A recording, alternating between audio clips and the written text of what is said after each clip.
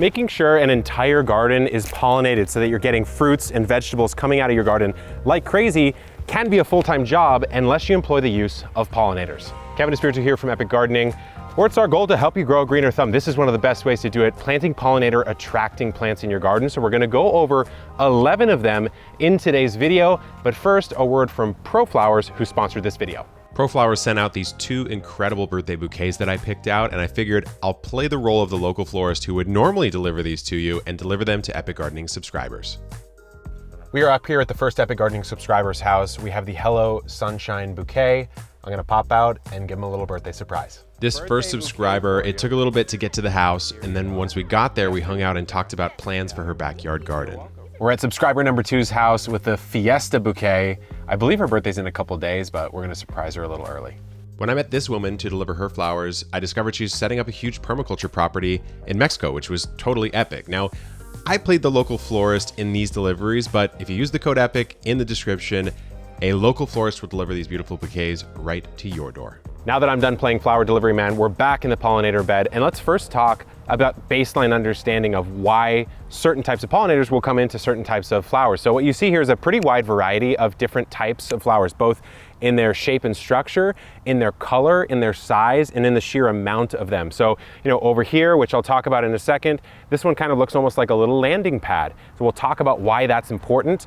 Over here, we have a very big sort of coneflower, echinacea style plant. And then over here, this big honker right here, this delphinium, will attract something different. So the shape and color really matter. For something like this, or maybe even this guy right here, these tubular flowers are going to attract a pollinator who has the biology to interact with that. So for example, the beak of a hummingbird is gonna have an easier time getting in to a tubular style flower, whereas maybe a big bumblebee is gonna come over here and park itself over here, or something like a hoverfly will land on this alyssum down here. So let's now break each flower down. I'll tell you exactly what they're good for and why you should plant them in the garden. We're getting down and dirty. I really wanna get close to these and admire them, but also talk about them. So right here, this is a pickup that you can find in almost any nursery. It's lobelia, it's blue lobelia. This is your bee attractor. So all different types of bees, actually, sweat bees, carpenter bees, normal, honey bees, they'll all flock to this. It'll attract some pests, not too many, which is really nice. But the nice thing about this is it'll get to about 3-ish feet tall if you let it. You don't have to get it to that point, you can cut it back. But I like it sort of to mound around some of these larger ones, which we'll talk about next. So the second one you often hear as a medicinal, but it's also a great attractant. This is echinacea, also known as coneflower. These ones I find to be really beautiful, this sort of pale yellow color. But this is gonna attract pretty much everything across the board. So butterflies, hummingbirds, bees, anything like that. Pretty much no matter where you live, echinacea is gonna work for you because it's hardy down to zone 4. It's pretty drought tolerant. It can handle a wide range of soil types. You can find it pretty much anywhere, and it blooms for quite a bit of the year. It's gonna start in the summertime. It's gonna go through autumn. If you're in a warm climate, it'll persist into maybe even the beginnings of winter. And if you wanna keep it going forever, you can just deadhead it, which is as soon as a head is spent, a flower bud is spent, you can clip it off low and you'll promote more growth. This one here is for sure the best smelling of the bunch. This is Heliotrope. It's named Fragrant Delight, this variety at least. You give it a smell, it smells like cherry vanilla blossom or something like that, almost like warm milk with like some sort of syrup in it. It's one of the best smelling things you will ever smell, I promise you that. Not only that, it is a great pollinator attractant. Check out the structure of the plant. It's way different than some of the other flowers because you have tons of tiny little flowers that almost form like these purplish clouds that things can land on. So what you'll find is, monarchs will come hang out on this or other types of butterflies. You'll find little hoverflies floating around it. It's a really great sort of landing pad and tons of tiny little flowers that these smaller insects can get in and take that nectar. This one here, you probably recognize, this is milkweed. There's actually a lot of different types of milkweed. This is narrowleaf milkweed.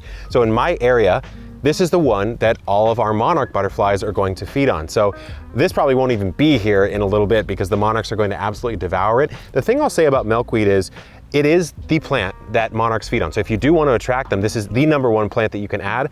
But a lot of nurseries will sell what's called tropical milkweed, and it is not the best one to buy. In my area, Narrowleaf milkweed is the native one, which stands to reason that's the one that the monarchs are going to like. The reason why it's bad, for example, to have a tropical one is this will get eaten up and it won't be here by the time that winter comes around, whereas tropical milkweed will come back and the monarchs will continue to feed on it, and it disrupts their migratory pattern. So they're going from Mexico up to Canada over 5 generations. And so if you disrupt it, you might throw a generation off and you kind of aren't helping the monarchs out. But if you do want monarchs in your garden, milkweed is the one for you. So this little guy right here is called Alyssum. It's become a staple in my garden. And the reason why, first of all, it smells like honey, has a beautiful, beautiful smell to it, but it's gonna be mounding and sort of pulling in all these smaller things. You'll notice a lot of hoverflies will come in. You notice these smaller wasps, these predatory wasps, and it spreads. So eventually this is gonna kind of clump around and fill in a lot of these gaps around my bigger pollinators. This beautiful one here is called Agastache. It's striking. You get these very long tubular flowers and these very interesting sort of flower sheaths. I don't know the botanical term for it, but as you can imagine, this is great for butterflies because the proboscis can get in there, and then hummingbirds because again, the beak can get in there and the tongue can get in. And so it's a fantastic one for those two specifically. If you're in a hot zone, this is a great choice because it's heat and drought tolerant. It doesn't want a lot of water. So, you know, if I'm planting it crammed in like I kind of am in the rest of this pollinator garden, I'm gonna wanna make sure that this area at least, I monitor how much I'm watering because it really doesn't like it. And then as far as smell goes, it sort of has like a lemony, anise type of smell. So you could use it in tea. I've never done it, but certainly a secondary benefit. This little guy here, which will not stay little for long, is called Yarrow or Aquila. Yarrow is a huge sort of variety. You can get all sorts of different colors, but basically the same idea here, these large sort of umbral style structure to the flower, kind of like we looked at a little bit earlier. So all sorts of different things are gonna find a home on this, and they're very, very beautiful and very low maintenance. If you are a plant killer, this is the one for you. This little guy here, as you can probably guess, is a daisy. It's a Dahlberg daisy. So you'll find this natively in like a rocky creek bed type of situation. So as you can imagine, really good drainage, decent sun exposure up to full sun, and it'll self-seed. So this thing will keep coming back no matter what you do. So you gotta be careful about it. I wouldn't say this is the most pollinator attractant plant out of anything in this bed here, but it still has some benefit. You'll see some bees and that sort of thing. So if you do like a daisy that's a lower grower, this is your choice. So this here is Pentas. This is a really beautiful sort of blood red maroon type of color. Then again, I'm partially colorblind, so why don't you tell me what color you think it is, because I run into trouble all the time. But this one is an annual. It is a quick grower. So if you want something that will die back and you can sort of replant something different there, that could be a choice for you. It's kind of an all-around pollinator with butterflies, bees, birds. So it'll bring in most anything that you want to bring in, and it can tolerate some heat. So if you're in a higher zone, it can be a good choice, but it's gonna want moisture conditions overall, which is kind of why I talked about, if you're planting a bunch of mixed pollinator attractants in the same bed, you may wanna be careful where you're watering. Here we have one of the most versatile plants for the garden in general, specifically for pollinators, especially if you want hummingbirds in the garden. Salvia is one of the best ones, again, with the tubular flower. So this one's called So Cool Pale Blue, interesting name. It's a beautiful, beautiful salvia. This one, pretty easy to care for. It's a full sun plant, medium water. It can perennialize if you're in a warmer zone. If not, it can die back and come back. So I guess it would still be a perennial at that point, but you can also just keep starting them from seeds year after year. So this big boy here is Delphinium. We had to save the best for last. It is really, really large. This flower spike is massive. It's bigger than my head, which is a hard feat to accomplish. So this is probably the most finicky one in the garden. It's gonna want cooler conditions. It's gonna actually want a little bit of shade. So in this particular area, I'm kind of just crossing my fingers and hoping it does well, but it was too pretty to not try out. So if you're in a cold zone, this actually could be a great choice for you because it can be hardy down all the way to zone 3, which is a rare thing to say that a plant's hardy down to zone 3. It also is going to be somewhat finicky as far as when this blooms, it's gonna have one big spike like this in the summer. It's summer right now.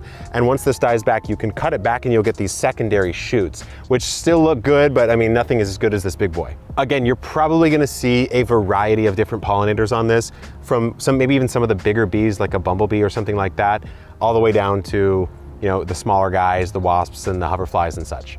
So we will see how this pollinator garden does over the course of the summer. I got a little aggressive, I planted it quite densely, but I just wanted to see how these all interplay. So if you follow me over on Instagram, you'll probably end up seeing some little clips of pollinators coming in and actually getting some action over here, and then of course making their way into the edible garden, which is amazing. So hopefully you learned a lot in this video. And again, thanks to ProFlowers for sponsoring this video. Good luck in the garden and keep on growing.